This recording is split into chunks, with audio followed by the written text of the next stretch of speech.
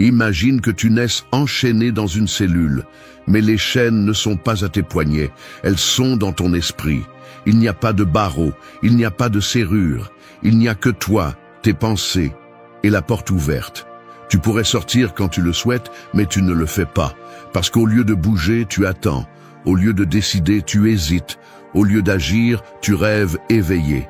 Et ainsi passent les jours, les mois, les années, enchaînés par ton propre manque d'action. C'est le véritable problème. La plupart des gens n'ont pas besoin d'être libérés, ils ont besoin d'être réveillés. Tu en as marre de te motiver pendant un moment et de revenir à la même chose. Tu le sais. Tu sais ce que tu dois faire, ce que tu remets à plus tard, les excuses que tu répètes comme si elles faisaient partie de ton identité. Et pourtant, tu restes là, à attendre. Il ne te manque pas d'informations, il te manque du courage. Il ne te manque pas de temps, il te manque de décision. Et c'est le feu que nous allons allumer aujourd'hui. Le stoïcisme n'est pas une liste de phrases à se faire tatouer ou à partager sur les réseaux sociaux. Le véritable stoïcisme se travaille, se vit, s'applique dans la douleur, dans l'inconfort, au moment précis où la plupart abandonnent. C'est une philosophie d'action, de responsabilité et de transformation. Cette vidéo n'est pas un divertissement. C'est un guide pour rompre avec la passivité, pour arrêter d'attendre que quelque chose change sans rien faire. Parce que si tu ne prends pas le contrôle, le temps le prendra pour toi. Et si tu ne décides pas qui tu veux être, tu finiras par être ce que le monde t'impose. Tu vas découvrir 8 principes stoïciens. 8 actions que tu peux appliquer dès aujourd'hui. Ce ne sont pas des idées abstraites, ce ne sont pas des promesses vides. Ce sont des outils réels, conçus pour transformer ta vie si tu es prêt à te confronter à toi-même. Mais souviens-toi, rien ne change si tu ne changes pas. Es-tu prêt? Commençons. 1. Ordonne à ton corps, ne demande pas la permission. Imagine que tu as un cheval sauvage, fort, rapide, plein d'énergie, mais sans cavalier. Il court sans direction, s'effraie facilement, s'arrête quand il veut et marche là où il ne devrait pas. Il peut t'emmener très loin ou te faire écraser contre une pierre. Ce cheval, c'est ton corps. Et si tu n'apprends pas à le monter fermement, il finira par te dominer. C'est ainsi que la plupart des gens vivent, se laissant emporter par leurs impulsions. Si le corps a faim, il mange n'importe quoi. S'il a sommeil, il dort plus qu'il ne le faut. S'il se sent fatigué, il annule. S'il est à l'aise, il reste immobile. Et sais-tu quel est le problème ? Le corps n'est pas fait pour prendre des décisions, il est fait pour les obéir. Mais tu lui donnes le contrôle. Commander le corps ne signifie pas l'ignorer. Cela signifie prendre le contrôle. Cela signifie cesser de lui demander la permission d'agir et commencer à lui donner des ordres clairs. Se lever quand le réveil sonne, pas quand on en a envie. S'entraîner même si on est fatigué. S'asseoir pour travailler même si on n'est pas d'humeur. Le corps n'a pas besoin de motivation, il a besoin de direction. Les stoïciens le savaient. Ce qui fait mal forme le caractère, ce qui est inconfortable forge la vertu, et ce qui est fait, même si cela ne provoque pas, te libère. Marc Aurèle, l'un des hommes les plus puissants de l'histoire, se répétait chaque matin qu'il n'était pas né pour rester allongé entre les draps, mais pour faire ce qu'il devait. Parce qu'il comprenait que le corps préférera toujours la voie facile. Et si tu te laisses emporter par cela, ton destin sera exactement le même, facile, mais vide. Te rends-tu compte? Chaque fois que tu décides d'agir malgré la paresse, malgré la fatigue, tu entraînes quelque chose de plus grand que les muscles. Tu entraînes ta volonté. Parce que la discipline n'est pas une émotion, c'est une pratique. Elle ne dépend pas du fait que tu passes une bonne journée, elle dépend du fait que tu aies une décision ferme. Commander le corps, c'est franchir cette ligne où la plupart abandonnent. C'est arrêter de chercher des excuses et commencer à construire des résultats. Il ne s'agit pas de se faire du mal, il ne s'agit pas de vivre en punition. Il s'agit de se diriger, de devenir quelqu'un qui n'a pas besoin de ressentir pour bouger, mais qui bouge parce qu'il sait qui il veut être. Chaque fois que tu remets à plus tard, tu t'affaiblis. Chaque fois que tu obéis à une excuse, tu renforces une identité qui ne te mène nulle part. mais chaque fois que tu agis malgré tout, tu sculptes une version de toi plus forte, plus ferme, plus libre. Parce que la liberté n'est pas de faire ce que tu veux, quand tu veux. La liberté est de pouvoir faire ce qui est juste, même si tu n'en as pas envie. Le corps est un outil. Utilise-le, guide-le, ordonne-lui, fais-lui comprendre par des actions que tu commandes. Ne lui demande pas s'il veut être mal à l'aise, s'il veut se lever, s'il veut avancer, parce que tu connais déjà la réponse. Le corps cherche le plaisir, pas le but. Et si tu lui donnes le volant, tu finiras par stagner. Alors arrête de négocier avec tes impulsions. Arrête d'attendre le moment parfait. Le moment est maintenant, et il commence par un ordre clair. Lève-toi, bouge, fais ce que tu as dit que tu ferais, peu importe si tu en as envie. Ce qui compte, c'est si tu es engagé. 2. Fais du mouvement ton rituel sacré. Pense à l'eau stagnante. Au début, elle semble tranquille, mais avec le temps, elle pourrit. Elle perd sa clarté, sa force, son but. Le mouvement est ce qui maintient l'eau en vie, et c'est aussi ce qui maintient ta pensée, ton énergie, ta volonté en vie. Sans mouvement, tout se corrompt. La discipline se flétrit, le caractère s'oxyde. L'âme s'endort. C'est pourquoi, si tu veux transformer ta vie, tu dois bouger. Pas de temps en temps. Pas seulement quand tu es motivé. Tous les jours. Parce que le corps a été fait pour agir, pas pour rester coincé sur une chaise en attendant l'inspiration. Et le stoïcisme le rend clair. Il n'y a pas de vertu sans action. Il n'y a pas de clarté sans effort. Il n'y a pas de transformation sans mouvement constant. L'erreur de beaucoup est de croire qu'ils doivent d'abord se sentir bien pour agir, qu'il faut d'abord que l'émotion correcte apparaisse, la motivation idéale, le « maintenant je peux ». Mais cela n'arrive pas, ou si cela arrive, cela part vite. Et pendant que tu attends que ton état interne change, tu perds des jours, des mois, des années. Le mouvement ne dépend pas de ce que tu ressens. Le mouvement est un choix que tu fais au-dessus de tes émotions. Fais du mouvement un rituel. Un engagement envers toi-même, peu importe si c'est s'entraîner, marcher, nettoyer ton espace, respecter une routine. L'important est que ton corps comprenne qu'il n'est pas en charge, qu'il y a une volonté supérieure qui ordonne et dirige. Parce que chaque fois que tu choisis de bouger quand tu ne veux pas, tu construis une nouvelle identité, plus forte, plus ferme, plus inarrêtable. Sénèque disait que l'action guérit le désespoir, que lorsque l'esprit s'enfonce dans le doute, l'anxiété, la paresse, le mouvement le réveille. Et c'est vrai, parce que le corps entraîne l'esprit. Si tu attends de te sentir prêt à bouger, tu ne bougeras jamais. Mais si tu bouges, même si tu n'es pas prêt, tu deviens quelqu'un prêt à tout. Les rituels sont importants. Ils disent à ton esprit qui tu es et ce que tu attends de toi. Si chaque matin tu t'entraînes, aussi minime soit la routine, tu envoies un message puissant, je ne m'arrête pas. Si chaque jour tu fais au moins une action inconfortable, tu renforces l'idée que ta volonté ne dépend pas du temps, de l'humeur, ni de la fatigue. Elle dépend seulement de ta décision. Fais-le comme un guerrier qui aiguise son épée chaque jour, non pas parce qu'il va se battre aujourd'hui, mais parce qu'il sait que le combat arrive sans prévenir. Tu vas aussi affronter des jours difficiles. Tu auras des moments où tout en toi te demandera de renoncer. Et si tu n'as pas entraîné le mouvement comme un rituel, tu céderas.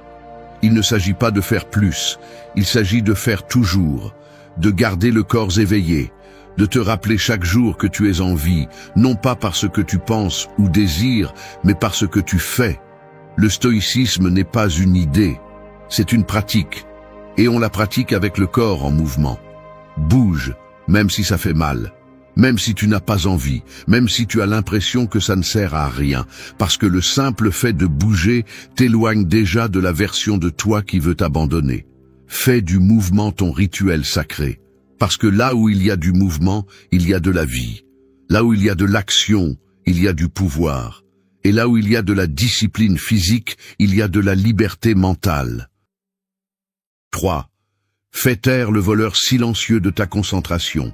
Imagine que tu construis un temple, pierre par pierre, jour après jour. Mais chaque fois que tu te laisses distraire, quelqu'un d'invisible entre et vole une partie de ce que tu as déjà érigé. Il ne fait pas de bruit, il ne casse rien, Il prend simplement ce qui est à toi et disparaît. À la fin de la journée, tu te rends compte que tu as été occupé, mais tu n'as pas avancé. Tu étais éveillé, mais pas présent. Tu étais en mouvement, mais pas dans la bonne direction. Ce voleur s'appelle la distraction, et il te vole sans que tu t'en rendes compte. Nous vivons entourés de bruit, notifications, réseaux, messages, pensées incessantes. Tout semble urgent, tout exige de l'attention, tout interrompt. Mais plus tu t'occupes de choses en même temps, moins tu accordes d'attention réelle à ce qui compte. Et sans concentration, il n'y a pas de progrès. Tu peux avoir le meilleur plan, la meilleure énergie, les meilleures intentions. Mais si tu ne concentres pas ton esprit, tout se dilue, tout se perd. Les stoïciens valorisaient la clarté intérieure comme une vertu fondamentale. Pour eux, le contrôle de l'attention était le début de la maîtrise de soi, parce qu'ils savaient qu'un esprit dispersé est un esprit faible. Un esprit qui ne distingue pas l'essentiel du superficiel vit à la merci de l'extérieur. Et c'est ainsi que beaucoup se perdent, non pas parce qu'ils n'ont pas d'objectif, mais parce qu'ils ne peuvent pas maintenir leur regard dans une seule direction. Faire taire le voleur de concentration est une guerre quotidienne. Parce qu'il ne suffit pas d'éteindre le téléphone portable ou de fermer un onglet. Tu dois faire le silence à l'intérieur. Tu dois t'asseoir avec toi-même sans fuir. Tu dois retrouver la capacité d'être complètement dans une seule chose, dans un seul moment, sans te fragmenter. Pense à un rayon de soleil. Lorsqu'il est dispersé, il chauffe à peine. Mais lorsqu'il est concentré, il brûle. Ton esprit fonctionne de la même manière. Si tu l'entraînes à être sur ce qui compte, il devient une force irrésistible. Mais si tu le laisses sauter de stimulus en stimulus, il devient faible, anxieux et vide. La concentration n'apparaît pas seule, elle se construit. Et pour la construire, tu dois éliminer l'excès. Tu ne peux pas te concentrer si tu es entouré de stimuli inutiles. Tu ne peux pas te concentrer si tu vérifies ton téléphone toutes les 5 minutes. Tu ne peux pas te concentrer si tu vis en réagissant. Tu as besoin d'espaces de silence, des horaires clairs, des priorités fermes et surtout le courage de ne pas te laisser distraire par ce qui divertit mais ne transforme pas. Fais de la concentration une pratique. Décide chaque jour ce que tu vas faire et ce que tu vas ignorer. Sois brutalement sélectif avec ton attention. Demande-toi constamment, est-ce que cela me rapproche ou m'éloigne de ce que je veux construire? Et si cela n'ajoute rien, élimine-le, parce que ton temps est limité et chaque interruption a un coût que tu vois rarement, mais que tu paies toujours. Le voleur de concentration ne se présente pas sous les traits d'une menace. Il se présente sous les traits du confort, du divertissement, du juste un moment. Mais ce juste un moment répété 100 fois est ce qui te laisse stagner. Et si tu ne te réveilles pas, tu vas regarder en arrière et te rendre compte que tu as vécu distrait de ton propre but. Alors prends le contrôle, éteins ce qui est inutile, ferme ce qui te retire de la présence. Et surtout, entraîne ton esprit à être là où tes pieds sont. Parce qu'il ne s'agit pas seulement de faire plus, il s'agit d'être plus présent, plus conscient, plus concentré. 4. Honore ta parole, même s'il n'y a pas de témoin. Il y a une force invisible qui te construit ou te détruit en silence. Elle ne se voit pas, elle ne se touche pas, mais elle est présente chaque fois que tu fais une promesse. Chaque fois que tu dis « je commence demain, cette fois-ci oui, je ne suis pas comme ça ». Cette force est ta parole. Et sa valeur ne dépend pas de savoir si quelqu'un l'écoute, mais de savoir si tu es capable de la tenir quand personne ne regarde. La plupart des gens parlent comme si les mots étaient gratuits. Ils promettent sans réfléchir, affirment sans intention réelle, compromettent leur intégrité par impulsion ou pour faire semblant. Ils disent qu'ils vont changer, qu'ils vont commencer, que cette fois-ci ils sont sérieux, mais ils ne le font pas. Et chaque fois qu'ils ne tiennent pas leur parole, même si personne d'autre ne le remarque, leur esprit le remarque, leur âme l'enregistre. Et quelque chose se brise à l'intérieur, parce que lorsque tu ne tiens pas ta parole, tu t'apprends à te méfier de toi. Tu te dis, sans le dire, que ce que tu promets ne vaut rien, que tes décisions sont faibles, que ton engagement est superficiel, et cela s'accumule, une promesse brisée aujourd'hui, une excuse demain, une justification plus tard, jusqu'à ce que tu deviennes quelqu'un qui ne croit plus en lui-même. Les stoïciens défendaient la cohérence comme une vertu fondamentale. Pour eux, le vrai caractère ne se mesurait pas par ce que tu faisais en public, mais par la façon dont tu agissais, en solitude. Parce qu'il est facile d'être discipliné quand quelqu'un te regarde. Il est facile de tenir sa parole quand il y a une pression extérieure. Ce qui est difficile et ce qui te forme vraiment, c'est de rester ferme quand il n'y a pas de témoin, quand personne ne te demande, quand tu pourrais échouer sans conséquence immédiate, mais tu choisis de ne pas le faire. Tenir ta parole n'est pas seulement une preuve de force, c'est un outil pour construire la confiance en soi. Chaque fois que tu fais ce que tu as dit que tu ferais, même s'il n'y a personne qui regarde, tu renforces une idée puissante. Je suis quelqu'un en qui on peut avoir confiance. Même moi, je peux avoir confiance en moi. Et cette confiance, cette sécurité profonde, est la base de toute transformation réelle. Tu n'as pas besoin d'annoncer tes plans. Tu n'as pas besoin de prouver quoi que ce soit à qui que ce soit. Tu as juste besoin de te prouver quelque chose à toi-même. Que cette fois-ci, tu es sérieux. Que cette fois-ci, ta parole n'est pas négociable. Parce qu'il n'y a pas d'honneur plus grand que d'être fidèle à ce que tu as dit, même quand il serait plus facile d'échouer. Fais-le par respect pour toi. Fais-le parce que tu ne veux plus vivre divisé entre ce que tu dis et ce que tu fais. Fais-le parce que tu comprends que les mots ont du poids et celui qui parle en vain vit en vain. Si tu t'es promis de changer, commence. Si tu as dit que tu allais le faire, fais-le.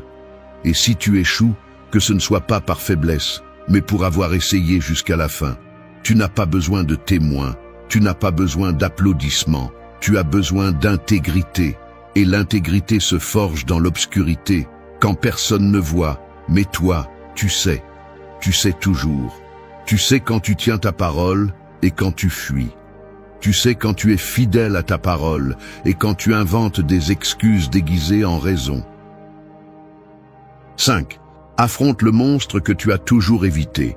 Il y a un coin dans ton esprit où tu caches tout ce que tu ne veux pas voir, les décisions que tu n'as pas prises, les erreurs que tu évites de te rappeler, les vérités que tu connais, mais que tu n'affrontes pas. Dans ce coin vit un monstre. Il ne crie pas, il n'attaque pas, il ne court pas après toi. Il attend simplement. Il attend que tu te fatigues de fuir. Parce qu'à chaque fois que tu l'évites, il grandit. Et chaque fois que tu l'affrontes, il s'affaiblit. Ce monstre peut prendre de nombreuses formes. Peut-être est-ce une conversation gênante que tu as toujours repoussée. Peut-être est-ce un rêve que tu as abandonné par peur de l'échec. Peut-être est-ce une version de toi-même que tu as honte de regarder en face. Quoi qu'il en soit, tu le connais bien. Il est là, présent dans tes silences, dans ton anxiété, dans ces nuits où tu ne peux pas dormir et tu ne sais pas pourquoi. Mais tu le sais, tu sais exactement ce que tu évites. Tu le sens dans ton estomac chaque fois que tu y penses. Tu le portes sur ton dos quand une autre journée passe sans l'affronter. Et cela te coûte cher. Il te vole de l'énergie, de la clarté, de la force, parce que ce que tu n'affrontes pas te consume. Et le prix de la procrastination est toujours plus élevé que celui de l'action. Le stoïcisme enseigne que le courage n'est pas l'absence de peur, mais la capacité d'avancer malgré elle. Les stoïciens ne vivaient pas en fuyant la douleur, l'inconfort, le conflit. Ils les affrontaient. Non pas parce qu'ils étaient insensibles, mais parce qu'ils savaient qu'éviter les difficultés ne fait qu'alimenter la faiblesse. Et celui qui s'habitue à éviter, s'habitue à être moins que ce qu'il peut être. Demande-toi, quelle partie de ta vie regardes-tu du coin de l'œil?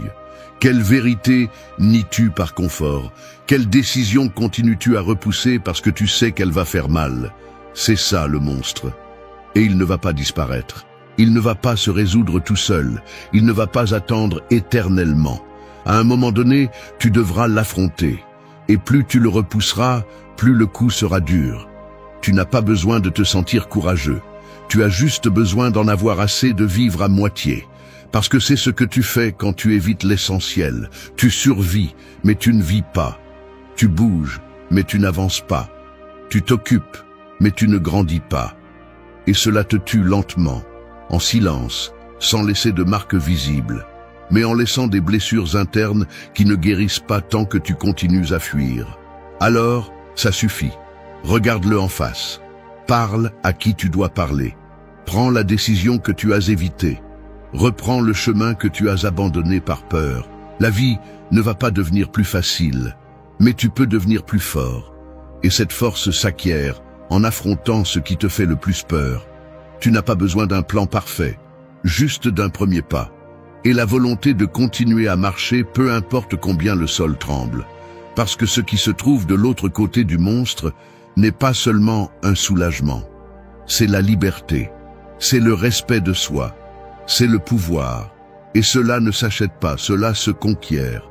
Affronte la peur, affronte la vérité, affronte la partie de toi que tu ne veux plus porter. Parce qu'il n'y a pas de transformation sans confrontation. Et il n'y a pas de paix sans d'abord traverser la guerre que tu évites. Affronte le monstre. Non pas parce que c'est facile, mais parce que c'est la seule chose digne de quelqu'un qui ne veut plus fuir lui-même. 6. Dessine ton destin avec de l'encre et du courage. Certains traversent la vie comme s'ils étaient une toile entre les mains d'autrui. Chaque pas qu'ils font, chaque décision qu'ils reportent, permet à quelqu'un d'autre de dessiner sur eux. La famille, les attentes, la peur, la routine. Ils ne prennent jamais le pinceau. Ils n'affirment jamais fermement « c'est moi qui décide ». Ils se contentent de suivre les traces que d'autres ont commencées, croyant que le destin est quelque chose qui arrive simplement. Mais ce n'est pas le cas. Le destin n'est pas un accident, c'est une œuvre, et chaque action que tu prends est un coup de pinceau. Chaque habitude, chaque promesse tenue, chaque défi relevé ou évité est une ligne de plus dans le tableau que tu es en train de construire. La différence entre ceux qui transforment leur vie et ceux qui survivent réside dans une décision: prendre le contrôle du trait. Les stoïciens comprenaient cette vérité avec une brutalité claire. Pour eux, il n'y avait pas de temps à perdre sur ce qui ne peut pas être contrôlé. La seule question réelle était: que feras-tu de ce qui est entre tes mains? Marc Aurèle, un empereur qui écrivait seul chaque nuit, ne cherchait pas les applaudissements, il cherchait la direction. Il savait que chaque journée devait le rapprocher davantage de la vertu, du but, de la maîtrise de soi. Chaque jour était une occasion d'écrire mieux son histoire. Mais pour cela, tu as besoin de deux choses: de l'encre, qui est l'action, et du courage, qui est la volonté de l'utiliser, même s'il n'y a pas de garantie. Beaucoup veulent avoir le destin résolu avant de bouger. Ils veulent savoir qu'ils ne vont pas échouer. Ils veulent la carte complète avant de faire le premier pas. Et ainsi, ils perdent des années à attendre. Mais le destin ne se donne pas, il se dessine, avec des pas réels, des décisions fermes, des erreurs qui enseignent plus que n'importe quelle théorie. Celui qui n'agit pas s'efface. Il devient une copie floue de lui-même. Il se camoufle dans la médiocrité, s'adaptant à ce qui vient, au lieu de choisir ce qu'il veut construire. Et quand tu t'habitues à ne pas décider, le temps décide pour toi. Ce que tu ne dessines pas, la coutume, la pression ou le confort le dessinent. Dessiner ton destin n'est pas tout écrire d'un coup, c'est avoir une clarté sur l'essentiel et avancer chaque jour vers cela. Écris avec du feu, pas avec un crayon. Ne sois pas en train d'effacer tes plans pour t'adapter, ni tes rêves pour éviter les critiques. Tracer ton chemin exige une brutalité honnête et un engagement réel. Il faut que tu te lèves, même quand tu ne vois pas le résultat immédiat, que tu restes ferme, même quand l'environnement s'effondre. Pose-toi une question inconfortable. Ce que tu fais aujourd'hui fait-il partie de l'histoire que tu veux raconter demain? Parce que si la réponse est non, alors tu prêtes ta vie à quelqu'un d'autre. Et si tu ne reprends pas le contrôle, tu te perdras dans le dessein des autres. L'encre s'épuise. Le temps aussi. Alors, agis maintenant. Fais ce que tu as dit que tu ferais. Vis selon le but que tu as choisi. Non pas parce que c'est facile, mais parce que tu sais que tu n'es pas venu dans ce monde pour imiter, mais pour créer.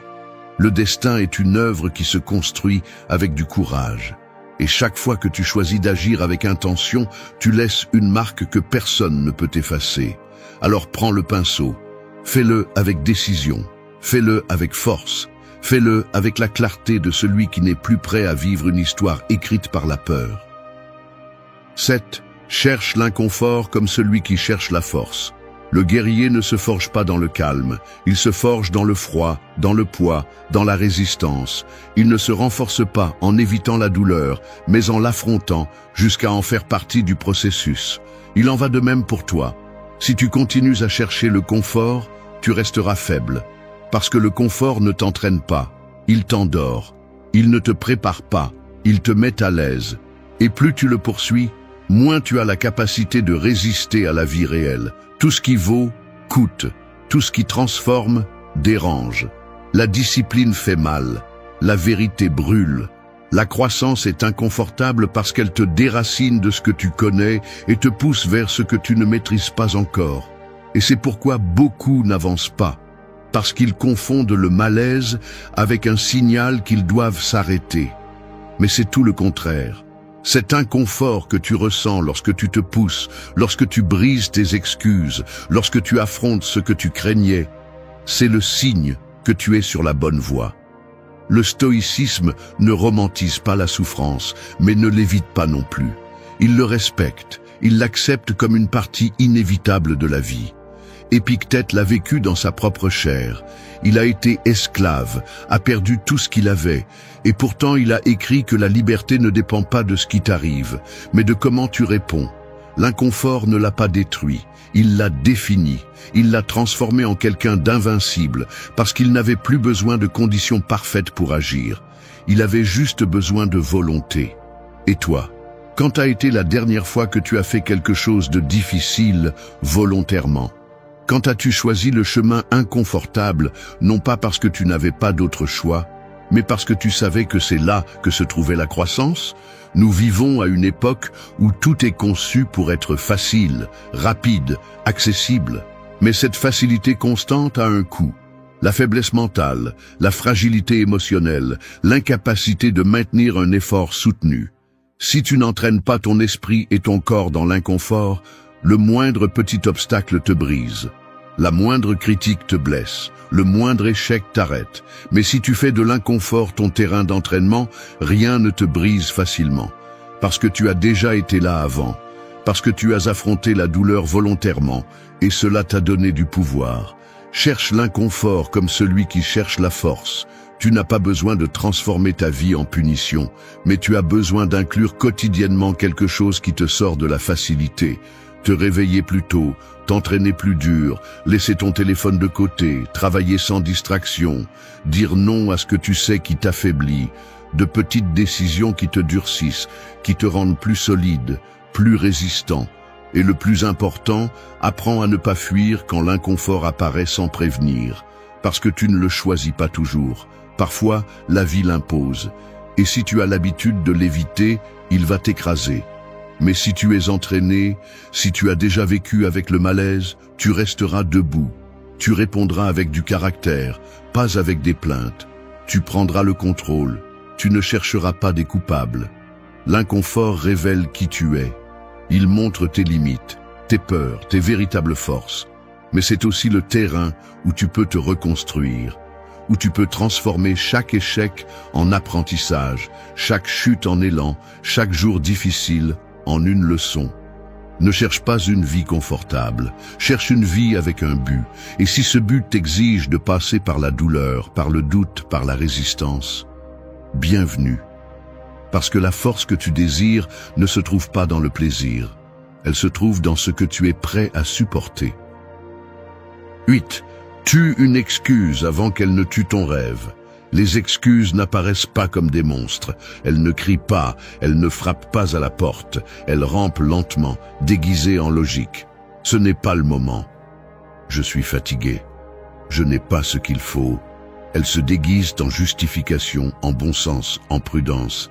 Et sans que tu t'en rendes compte, elles t'endorment. Elles te convainquent que demain sera meilleur. Et ce demain devient une chaîne. Invisible mais solide. Pendant ce temps, ton rêve se refroidit. Il se perd. Il meurt. Chaque excuse est un poison lent. Elle ne te détruit pas en un jour, mais en 1000. Parce que pendant que tu répètes ton excuse favorite, quelqu'un là-bas, moins préparé que toi, avec moins de ressources, avec plus d'obstacles, avance déjà. Il échoue déjà, apprend, s'améliore, grandit. Non pas parce qu'il n'a pas d'excuses, mais parce qu'il a choisi de ne pas leur obéir. Le stoïcisme enseigne à regarder la réalité sans fioriture, à ne pas négocier avec ce qui affaiblit, à ne pas tolérer en soi ce qui sabote le but. Pour les stoïciens, ce que tu dis ne vaut rien si tu ne le soutiens pas par l'action. Épictète le disait sans détour, ne dis pas que tu vas être sage, agis en conséquence. Aujourd'hui, nous dirions la même chose. Ne dis pas que tu vas changer, agis comme quelqu'un qui a déjà commencé. Et cela commence par tuer les excuses, une par une. Chaque fois que cette voix intérieure veut remettre à plus tard, détecte le piège. Parce que c'est ce que c'est, un piège subtil. Le problème est que souvent tu lui parles avec affection.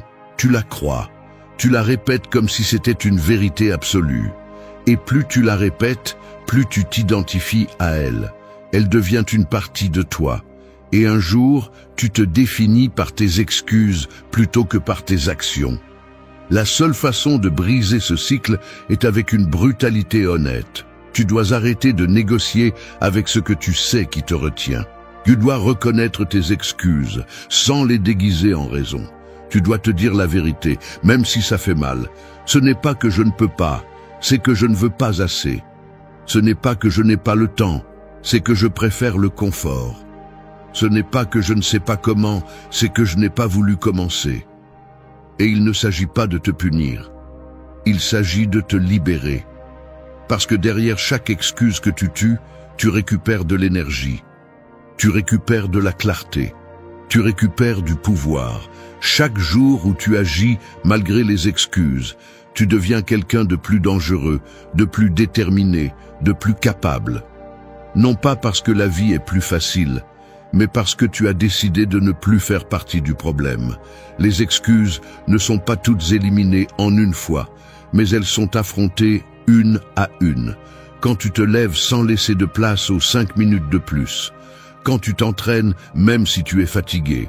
Quand tu travailles même si tu n'as pas envie. Quand tu fais ce que tu as dit que tu ferais, même si c'est inconfortable, même si personne ne t'applaudit. Dans chacune de ces décisions, tu tues une excuse. Et chaque excuse tuée est un pas de plus vers ton rêve. Demande-toi, combien d'opportunités as-tu perdues en obéissant à une excuse? Combien de projets n'as-tu pas commencé? Combien de fois t'es-tu arrêté juste avant de réussir? Combien de temps vas-tu encore permettre à cette voix confortable de décider pour toi? Plus maintenant. À partir de maintenant, chaque fois qu'une excuse apparaît, agis. Ne débat pas, ne négocie pas, ne la nourris pas. Fais simplement ce que tu dois faire. Parce que si tu ne la tues pas, elle va tuer ton progrès, ta vision, ton rêve. Tue une excuse aujourd'hui. Et avec cet acte, commence à construire la version de toi qui n'a pas besoin de justification pour avancer. Juste de l'action, juste de la volonté, juste de la vérité. Merci d'être resté jusqu'à la fin de la vidéo. Si vous avez tout vu, commentez « Je suis stoïcien » comme notre signe secret, indiquant que vous êtes un véritable apprenant du stoïcisme. N'oubliez pas de vous abonner et de liker la vidéo si elle vous a plu. Rendez-vous dans la prochaine vidéo et rappelez-vous, continuez à cultiver votre esprit stoïque. Chaque matin, c'est comme être à la porte d'un château en flammes. Soit tu entres avec stratégie et épée à la main, soit le feu te consume avant que tu ne comprennes ce qui se passe. Aussi brut, aussi réel. Se réveiller n'est pas seulement ouvrir les yeux, c'est ouvrir le champ de bataille. Et beaucoup, sans le savoir, foulent ce sol sacré, désarmé, désorienté, distrait. Ensuite, ils se demandent pourquoi ils ont l'impression que la journée les écrase. Pourquoi ils passent leur temps à éteindre des incendies plutôt qu'à construire quelque chose? Pourquoi tout semble hors de contrôle? La réponse est juste là, dans ce premier moment, lorsque tu décides d'être celui qui commande ta vie, ou celui qui la laisse en pilote automatique. Ce n'est pas une exagération. Les premières heures de la journée ne sont pas seulement un commencement. Elles sont une déclaration de guerre. Ce que tu penses, ce que tu fais, ce que tu permets d'entrer dans ton esprit à ce moment-là, définit ton focus, ton énergie, ta clarté et ton pouvoir. Si tu ne le décides pas, l'algorithme, la routine, les nouvelles, l'anxiété, le bruit extérieur le décideront. Les stoïciens le comprenaient mieux que quiconque. Pour eux, chaque jour était une occasion d'affiner le caractère. Ils ne vivaient pas en espérant que tout serait facile. Ils vivaient prêts à résister, à agir avec intention, à se lever avec force, même quand tout semblait s'effondrer autour d'eux. Et ce n'est pas de la poésie ancienne, c'est une pratique quotidienne. C'est ce qui nous manque le plus aujourd'hui, un début ferme, sobre, réel. Cette vidéo n'est pas une invitation à te réveiller avec un sourire forcé, c'est un avertissement, un guide pour que tu prennes ces premières heures et les transformes en ton terrain d'entraînement. Nous allons voir 8 leçons inspirées du stoïcisme, de la discipline pratique et de la psychologie réelle de celui qui en a assez de vivre perdu. 8 mouvements que tu peux faire dès la première respiration consciente de la journée. Parce que si tu maîtrises tes matins, ce qui vient après ne te renverse pas. Il te suit. Et si tu penses encore que c'est juste un autre conseil pour avoir des habitudes, alors peut-être que tu n'es pas prêt à conquérir ton château. Organise le champ de bataille. Imagine que tu es un guerrier au milieu du chaos. Tu es sur le point de livrer une bataille importante, mais quand tu sors de ta tente, tout est en désordre. Ton armure est jetée, tes armes sont sales, et tes alliés ne savent même pas quoi faire. Quelle est ta probabilité de gagner ainsi? C'est exactement ce que tu fais chaque matin quand tu laisses ton environnement en désordre. Quand tu te lèves et que tu vois des vêtements jetés, des assiettes sales, des papiers accumulés, des choses hors de place, tu commences la journée au milieu d'une tranchée pleine de distractions. Ton esprit le remarque, ton corps le ressent, et même si tu ne le dis pas à haute voix, tu as déjà commencé à perdre. Les stoïciens parlaient beaucoup de l'ordre, non pas comme une obsession, mais comme une préparation. Sénèque disait que une vie ordonnée est une vie qui se domine elle-même. Parce que quand tu mets de l'ordre autour de toi, tu mets aussi de l'ordre à l'intérieur de toi. Ton environnement n'est pas quelque chose de neutre. C'est un reflet de ton état mental et, en même temps, une influence directe sur lui. Et il ne s'agit pas seulement d'esthétique, il s'agit de contrôle. Quand tu prends 10 minutes pour faire ton lit, nettoyer ton espace, ramasser ce qui est hors de place, tu envoies un message silencieux mais puissant à ton cerveau. Je suis en contrôle. C'est mon territoire. Ici, le chaos ne règne pas. C'est moi qui commande. Et ce petit acte change tout. Parce qu'un environnement ordonné te donne de la clarté. Il te permet de penser mieux, de bouger mieux, de décider mieux. C'est comme nettoyer le brouillard avant de conduire. Ce n'est pas quelque chose que tu fais à l'extérieur. C'est quelque chose qui change la façon dont tu affrontes ce qui vient. Maintenant, tu penses peut-être, mais j'ai des choses plus importantes à faire que de ranger ma chambre. Faux. Il n'y a rien de plus urgent le matin que de construire la structure mentale à partir de laquelle tu vas opérer. Et cette structure est construite avec de petits actes de discipline, avec des décisions qui, bien que minimes, t'alignent avec une version de toi-même plus forte et plus concentrée. Ranger ton espace est aussi une façon de protéger ton énergie, parce que chaque objet hors de place, chaque coin sale, chaque chose en attente que ton regard atteint, est une petite fuite mentale. C'est comme avoir 100 fenêtres ouvertes sur ton ordinateur. Même si tu ne les utilises pas, toutes consomment des ressources. Et tôt ou tard, tu t'effondres. C'est pourquoi, dès que tu déclares ta victoire au réveil, la prochaine étape est d'organiser le champ de bataille. Non pas comme une tâche, mais comme un acte d'affirmation. Tu ranges parce que tu es quelqu'un qui construit quelque chose de sérieux. Parce que tu ne peux pas penser clairement au milieu du désordre. Parce que le chaos externe se filtre toujours à l'intérieur, et tu ne peux pas te permettre ce luxe. Fais-le simple, fais-le vite, fais-le tous les jours. Fais que ton espace reflète qui tu es quand tu es à ton meilleur niveau. Que ton lit fait, ton bureau propre, ton environnement dégagé, parle pour toi-même quand tu ne dis pas un mot. 2. Protège ton esprit en ouvrant les yeux.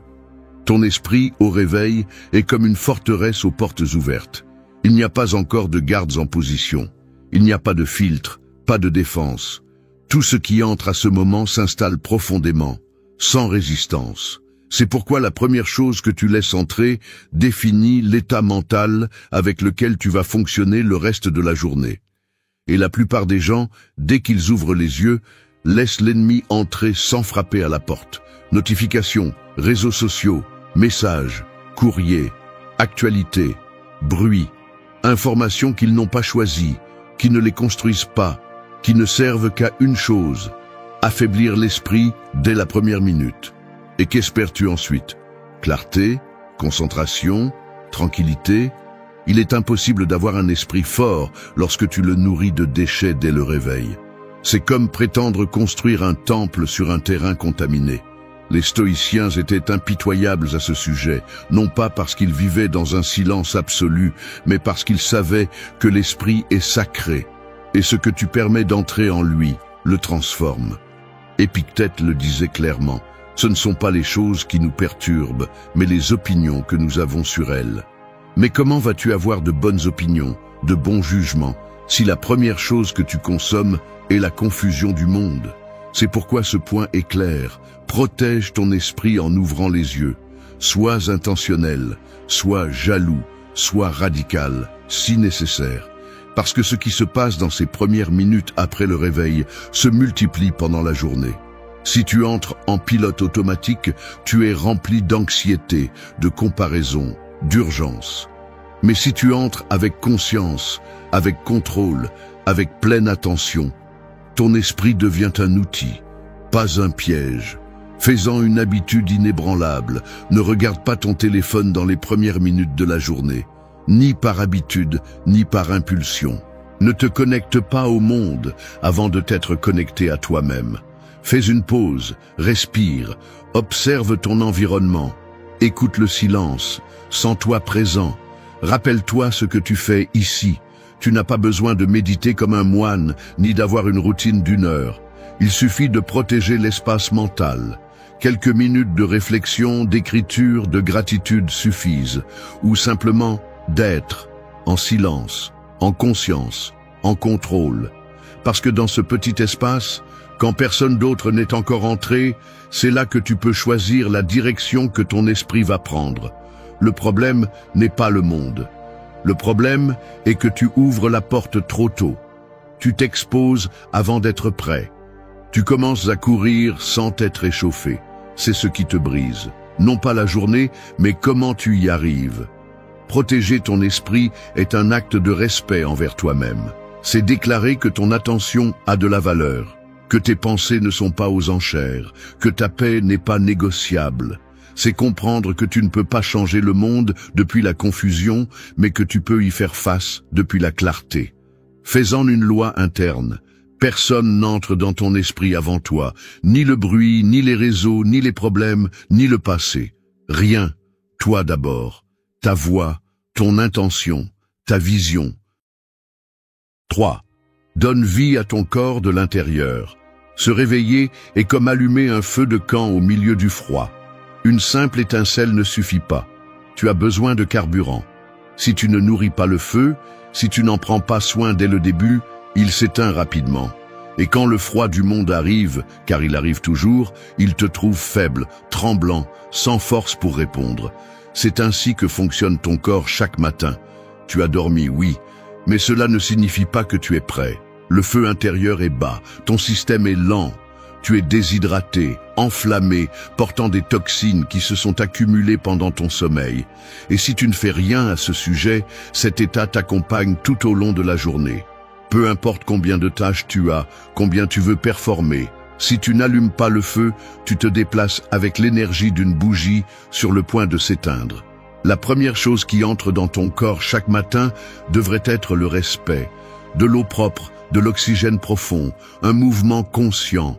Pas un café pour combler le manque de sommeil, pas un petit déjeuner lourd pour combler les vides émotionnels, pas des heures d'inertie devant un écran. Respect, parce que si ton corps s'affaiblit, ton esprit se traîne aussi. Et quand cela arrive, tu perds beaucoup plus que de la productivité, tu perds ta présence.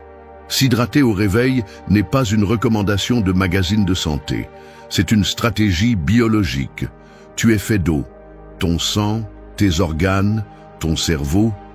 Tout dépend de ce liquide basique que beaucoup ignorent, jusqu'à ce que le corps leur présente la facture. Bois de l'eau dès que tu ouvres les yeux. Fais-le comme si tu éteignais une alarme interne. Parce que c'est ce que tu fais. Tu libères le système, tu nettoies le terrain, tu oxygènes tes décisions. Ensuite, bouge, étire tes muscles, sens ton poids. Rappelle-toi que tu as un corps avant d'agir comme si tu n'étais qu'un esprit. Tu n'as pas besoin de t'entraîner comme un athlète, juste de t'activer comme un être humain. Parce que si tu ne bouges pas, tout le reste ralentit. La circulation, la digestion, la pensée, l'humeur. La stagnation ne se remarque pas tout de suite, mais elle s'accumule. Et quand elle explose, elle le fait sous forme de fatigue chronique, d'irritabilité, d'anxiété ou de maladie. Ce point est simple, mais profond. Avant de conquérir ton agenda, conquiers ta biologie. Avant de répondre aux messages, réponds à ton corps, parce qu'il est le premier soldat de ton armée. Si tu le négliges, n'espère pas gagner aucune bataille importante. Et il ne s'agit pas de chercher la perfection, mais la connexion. Sentir que tu es avec toi, de l'intérieur, dès le matin. La vie moderne te pousse à aller directement à la performance, à la vitesse, à l'action. Mais le corps n'obéit pas à l'urgence artificielle. Il obéit à la constance, aux soins, à l'énergie réelle. Et cette énergie ne s'achète pas. Elle se cultive, elle s'allume. Alors commence simplement. Eau, respiration, étirement, intention. Ne le fais pas comme une tâche de plus. Fais-le comme un engagement envers toi-même. Parce que c'est le cas. Parce que si tu ne prends pas soin de ce qui te soutient, tout le reste s'effondre. 4.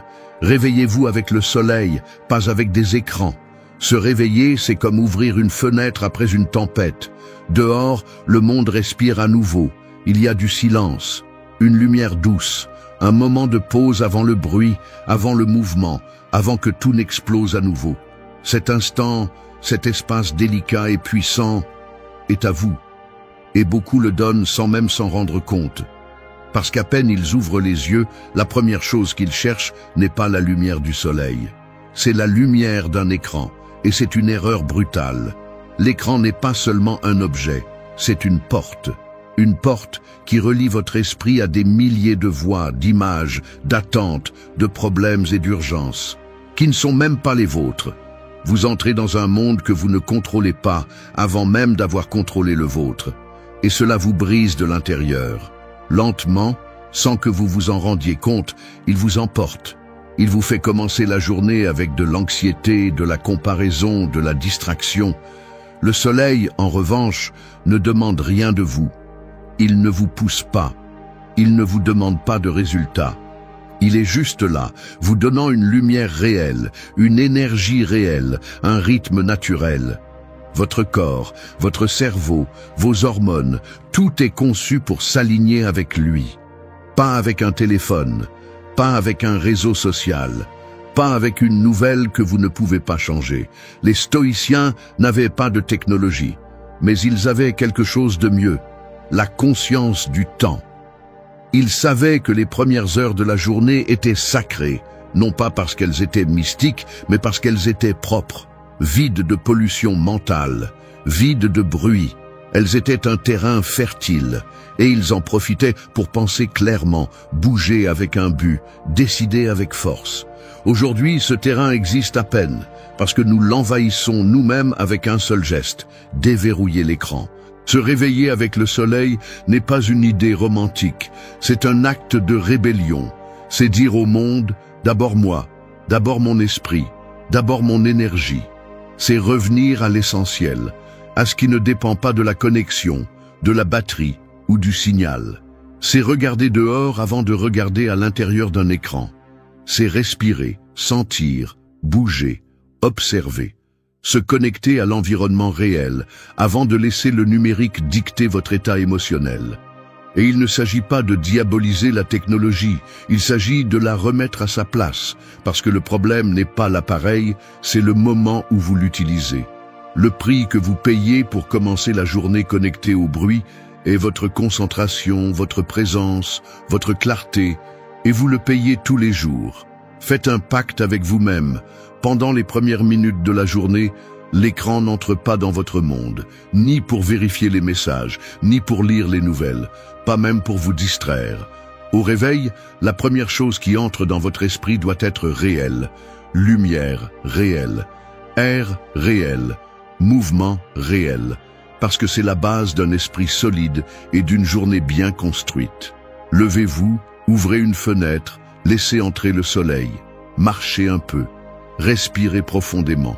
Sentez votre corps, écoutez le silence s'il y en a, et s'il n'y en a pas, créez-en un interne, un espace de clarté avant le chaos. Parce que lorsque vous commencez la journée avec vous-même, le reste du monde ne vous domine plus. 5. Active ton temple. Chaque matin est comme ouvrir un camp d'entraînement avant le combat. Tu n'es pas encore sur le front de bataille, mais tu sais qu'il approche. Et il n'y a que 2 types de personnes. Celles qui échauffent leur corps, préparent leur armure, aiguisent leurs outils. Et celles qui vont directement au feu sans avoir bougé un seul muscle. Devine qui tombe en premier? C'est ce que beaucoup font. Ils affrontent la journée avec un corps endormi, tendu, lent. Ils veulent prendre des décisions fermes, donner le maximum, garder leur calme au milieu du stress. Mais ils le font dans une structure qui n'a pas été allumée. Et ainsi, peu importe la force mentale que tu as. Si le corps ne répond pas, tout vacille. Ton corps n'est pas seulement un outil physique, c'est ton temple. C'est le véhicule qui porte tes décisions, tes émotions, ton caractère. Et ce temple, s'il n'est pas activé dès le matin, commence à se retourner contre toi. Il devient lourd, rigide, il devient un obstacle de plus au lieu d'être une plateforme qui te propulse. L'activer n'est pas un caprice, c'est une nécessité stratégique. Bouger au début de la journée est comme vérifier tes défenses avant d'ouvrir les portes du château. Tu prépares ta structure pour le siège, parce que tu sais que la pression, le chaos, les tâches, les nouvelles, le bruit vont arriver. Et tu ne vas pas l'affronter faible, tu ne vas pas l'affronter froid, et il n'est pas nécessaire de s'entraîner comme un soldat. Ce qui est important, ce n'est pas le type d'exercice, mais l'intention. Étire tes muscles, respire profondément, fais bouger ton sang, réveille tes articulations, durcis ta posture, active tes sens, parce que lorsque le corps se réveille, l'esprit obéit. Les stoïciens comprenaient cela dans leur essence. Ils ne parlaient pas du corps pour l'esthétique ou la vanité. Ils le faisaient parce qu'ils savaient qu'il n'y a pas de vertu sans énergie. Il n'y a pas de tempérance sans endurance physique. Il n'y a pas de sagesse si ton système interne est en panne. Le corps était une partie de leur pratique spirituelle. C'était leur champ de bataille et aussi leur temple sacré. Aujourd'hui, nous l'avons oublié. Nous préférons commencer la journée en courant vers les tâches, en sautant les repas, en ignorant les tensions, en forçant le corps à continuer sans même lui demander s'il est prêt. Et puis nous sommes surpris quand nous n'avons pas d'énergie, ni de force, ni de résistance émotionnelle. Ce n'est pas un mystère, c'est de la négligence. C'est pourquoi, chaque matin, avant de faire quoi que ce soit d'autre, active ton temple. Fais-le pour toi. Fais-le parce que tu sais ce qui t'attend. Fais-le parce que tu ne peux pas te battre à partir d'une base faible. Bouge même si tu n'en as pas envie. Bouge même si tu es fatigué. Bouge parce que c'est la façon la plus claire de dire « Je suis ici, je suis présent, je suis prêt ». Un corps allumé est un esprit affûté. Un corps fort est une barrière contre l'inertie. Et un corps oublié est une trahison silencieuse à ta propre grandeur. 6. Nourris ton esprit avant que le monde ne le fasse. Ton esprit, au début de la journée, est comme un terrain fertile, fraîchement labouré. La terre est meuble, ouverte, prête à recevoir des graines. Et voici la partie critique. Ces graines peuvent être les tiennes, ou elles peuvent être celles de n'importe qui. Idées, pensées, croyances, états émotionnels. Tout ce qui entre en premier va prendre racine profondément. Et c'est le problème. La plupart des gens laissent le monde semer en premier.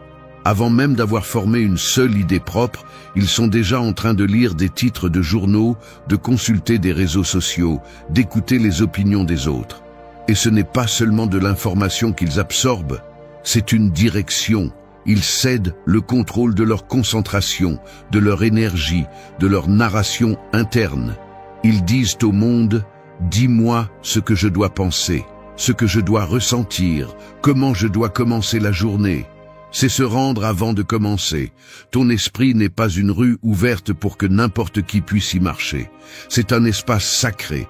Et si tu ne le nourris pas intentionnellement, l'environnement le fera avec urgence. Ne t'attends pas à avoir de la clarté si la première chose que tu laisses entrer est la confusion. Ne t'attends pas à avoir de la force si le premier message de la journée est la peur, le drame ou la comparaison. Ne t'attends pas à penser librement si tes pensées ne sont plus les tiennes. Ce principe est simple mais puissant. La première chose qui entre dans ton esprit chaque matin doit venir de toi ou de quelque chose que tu as choisi consciemment. Un livre, une réflexion, un passage qui t'inspire. Quelque chose qui nourrit, qui construit, qui te connecte à ton but et non à l'anxiété collective. Les stoïciens le faisaient tous les jours. Marc Aurèle écrivait dans son journal chaque matin pour se rappeler qui il était, ce qu'il contrôlait, ce qu'il devait supporter. C'était sa façon d'ancrer l'esprit avant de sortir affronter le chaos. Il savait qu'un esprit sans direction était comme un bateau sans gouvernail. Le vent le plus fort l'emporte. Et le monde, aujourd'hui plus que jamais, souffle dans de nombreuses directions, presque toutes erronées. C'est pourquoi, avant que le monde ne te parle, parle-toi à toi-même. Ne te lève pas et ne va pas directement à l'extérieur. Lève-toi et dirige ta pensée. Lis quelque chose qui te rappelle tes valeurs. Écris une phrase qui marque ton objectif. Répète un principe qui te sert de bouclier mental. Ce qui importe n'est pas combien de temps tu le fais, mais que ce soit toi qui sèmes. Parce qu'un esprit nourri tôt est beaucoup plus difficile à manipuler. Il a un filtre, il a une structure, il a de la force. Il ne se laisse pas emporter par n'importe quel courant. Il ne se brise pas face à la première difficulté. Il ne perd pas son cap à cause d'un mauvais commentaire ou d'une nouvelle alarmante. Fais-le tous les jours. Fais-le avant de toucher le téléphone, avant de répondre aux messages, avant de laisser le monde entrer dans ton espace intérieur. Que la première chose que ton esprit entend chaque matin soit ta voix, pas celle du bruit extérieur. Et si tu ne sais pas par où commencer, commence simplement. Un paragraphe d'un livre qui t'élève. Une affirmation qui te redonne le focus. Une question puissante. Quel type de personne veux-je être aujourd'hui? C'est suffisant pour faire la différence. Parce que celui qui nourrit son esprit avec intention pense clairement. Et celui qui pense clairement vit avec puissance. 7. Anticipe le combat du jour. Un commandant ne sort pas sur le terrain sans étudier le terrain. Il ne se lance pas dans la bataille sans carte, sans prévision, sans stratégie, parce qu'il sait que le chaos ne pardonne pas aux improvisateurs. Et même s'il ne peut pas contrôler chaque mouvement de l'ennemi, il peut décider comment il va répondre. C'est exactement ce que tu dois faire chaque matin. Anticiper le combat. Parce que la journée va apporter de la pression. C'est un fait, des tâches inattendues, des gens difficiles, des nouvelles qui frappent, des moments de doute, des tentations de distraction, de petites crises qui menacent de te faire dévier de ton chemin. Si tu ne le vois pas venir, il te brise. Si tu le vois venir, tu le traverses avec la poitrine ferme. Cette étape n'est pas une obsession de ce qui pourrait mal tourner. Il s'agit de te préparer à répondre, pas à réagir. C'est te demander, dès le début de la journée, qu'est-ce qui peut me défier aujourd'hui? Quelle situation pourrait me faire perdre le contrôle? Quels combats internes sais-je déjà qui viendront? Peut-être est-ce le manque de motivation en milieu d'après-midi. Peut-être est-ce une conversation difficile. Peut-être est-ce une situation financière, une pensée négative, une distraction constante. L'important n'est pas de l'éliminer. L'important est de le reconnaître. Parce que quand tu le nommes, il perd de son pouvoir. Quand tu l'ignores, il te prend par surprise et te domine.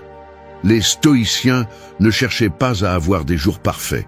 Ils savaient que c'était une illusion. Ce qu'ils faisaient, c'était de préparer leur caractère à l'imperfection. Ils s'entraînaient mentalement chaque matin pour supporter la frustration, l'inconfort, l'échec, l'injustice. Ils n'étaient pas scandalisés par la dureté du monde. Ils se durcissaient eux-mêmes, et cette mentalité est en or, parce que tu ne peux pas contrôler tout ce qui se passe, mais tu peux entraîner ta réponse. Et cela commence tôt, avant que le monde ne te mette à l'épreuve. Visualise le conflit, répète la fermeté, révise ton but, rappelle-toi tes principes. C'est ça, s'entraîner pour la vraie vie.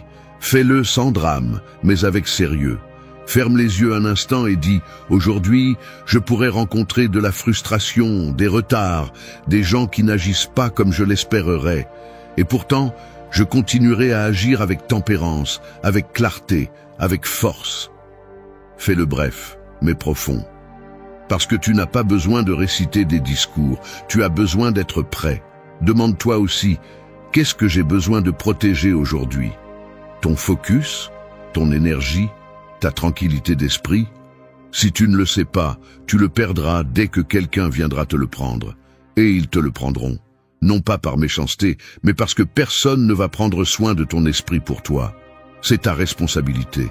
Ce point final n'est pas une conclusion douce, c'est un cri d'alerte, parce que chaque jour, il y a un combat. Parfois externe, parfois interne.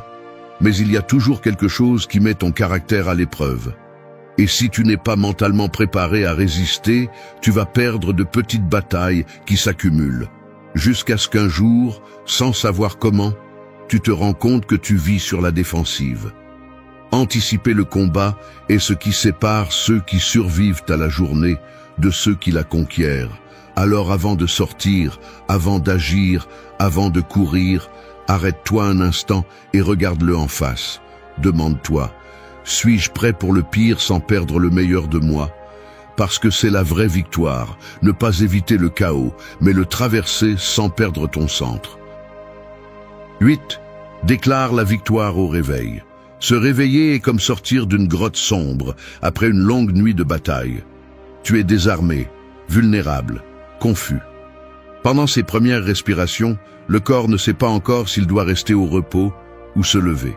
Et là, juste à ce moment-là, tout se définit. Soit tu prends le contrôle, soit la journée le prend pour toi. La plupart des gens se réveillent comme si rien n'était en jeu. Ils se lèvent comme s'ils avaient le temps garanti, comme s'ils pouvaient reporter l'effort, comme si le simple fait d'exister était suffisant pour que tout fonctionne. Mais le monde ne fonctionne pas ainsi. Personne ne va arrêter le chaos pour que tu trouves la clarté.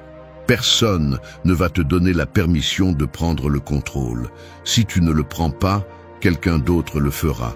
C'est pourquoi la première chose que tu dois faire en ouvrant les yeux n'est pas de vérifier ton téléphone, ni de penser à ce qui manque, ni de te souvenir des frustrations de la veille. La première chose que tu dois faire, c'est de déclarer la victoire. Non pas parce que tu as déjà gagné quelque chose, mais parce que tu as besoin d'établir ta position mentale. Parce que si tu ne te mets pas en mode conquête, ton esprit se mettra en mode survie. Et vivre sur la défensive est le chemin le plus rapide vers une vie stagnante. Les stoïciens parlaient de la journée comme d'un test, non pas comme une punition, mais comme une opportunité. Aujourd'hui, disait Marc Aurèle, je vais rencontrer l'ingratitude, l'arrogance, la trahison. Mais cela ne change pas qui je suis. C'est la déclaration. Il ne s'agit pas de crier des phrases vides devant le miroir. Il s'agit de se rappeler qui tu es, ce que tu construis, et pourquoi cela vaut la peine de tout affronter debout. Et non, tu n'as pas besoin de faire un rituel magique, ni de suivre une routine de 5 heures pour y arriver. Tu as juste besoin de t'arrêter quelques secondes, respirer, sentir que tu es vivant. Et au lieu de laisser la première pensée du jour être que tu es fatigué, en retard ou en colère, décider que tu es déjà en train de gagner, parce que tu es ici, parce que tu es réveillé, parce que tu as une autre chance, et parce que tu ne vas pas la gaspiller. Ce n'est pas une pensée positive bon marché, c'est une posture mentale. C'est comme entrer sur un ring avec les poings levés. Cela ne garantit pas que tu ne seras pas frappé, mais cela garantit que tu ne seras pas pris au dépourvu. Et cela, dans le monde réel, fait toute la différence. Alors, fais-le simplement, mais fermement. Avant de bouger, avant de parler, avant de toucher un écran, déclare ta victoire. Cela peut être à voix haute, cela peut être dans ton esprit. Mais que ce soit clair, que ton corps le ressente, que ton esprit le grave. Dis, ce jour est à moi. Peu importe ce qui arrive, je suis prêt. Je ne vais pas réagir en victime, je vais agir en maître de mon temps. Dis, je ne suis pas ici pour survivre, je suis ici pour avancer. Dis, le monde ne me doit rien, mais je me dois tout. Fais-le encore et encore, jusqu'à ce que ce ne soit plus un acte forcé, mais une habitude brutale. Parce que celui qui déclare sa victoire au réveil n'entre pas dans la journée en tant que spectateur, il entre en tant que protagoniste. Merci d'être resté jusqu'à la fin de la vidéo. Si vous avez tout vu, commentez « Je suis stoïcien » comme notre signe secret, indiquant que vous êtes un véritable apprenant du stoïcisme. N'oubliez pas de vous abonner et de liker la vidéo si elle vous a plu. Rendez-vous dans la prochaine vidéo et rappelez-vous, continuez à cultiver votre esprit stoïque.